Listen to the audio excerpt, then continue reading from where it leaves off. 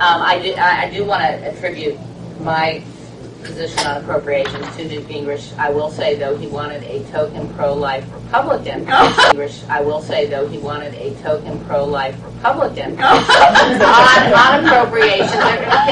Endorsement was there. So then I got appointed, and Kay got appointed, but the Republicans didn't have women on appropriations until that time, and he had asked me in my first term, do I want to be on appropriations? And I couldn't do that because I had promised my constituents that I would carry on and I would learn ag policy and I would learn transportation policy, and actually it was quite helpful because back in the days when you had earmarks, when we were writing a highway bill, I actually got a lot of 4-lane highways authorized, and the funding began then once I got on appropriations. It was terrific. And so I appreciate that, but you all know how it works. So, those days are long gone, and I'm really sad about it. But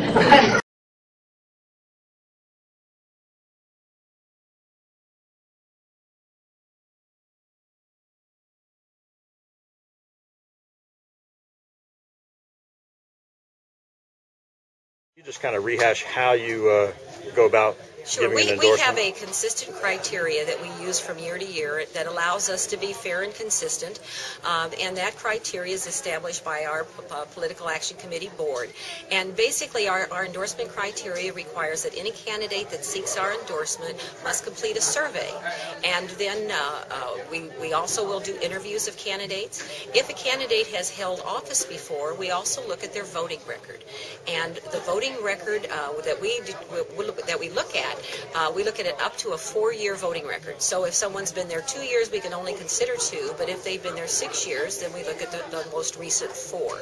So based on the voting record of a candidate who's held office, and based on their survey, based on interviews, we also try to look at where they're receiving campaign money. So we try to make the most objective decision that we can make on who will best represent our values. Right.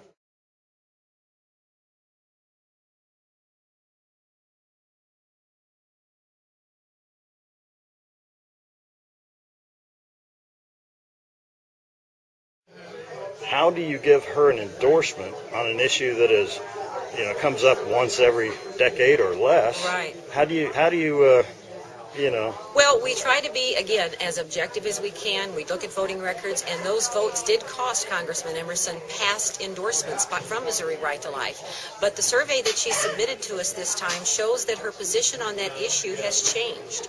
Also, during the last 2 years, she has a 100% voting record, which is what National Right to Life uses. We look at a 4-year voting record, and in that 4 years, her voting record qualifies her for an endorsement.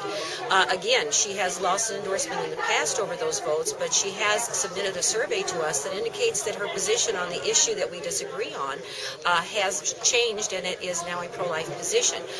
We also know that in that particular issue, she also voted to ban human cloning. So, she had kind of a mixed record on that issue. And the issue that she did vote on was protecting IVF embryos.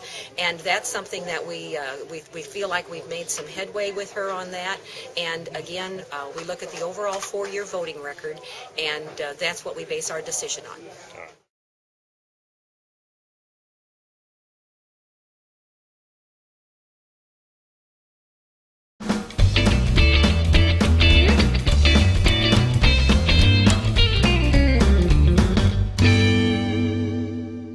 I will say, though, he wanted a token pro-life Republican.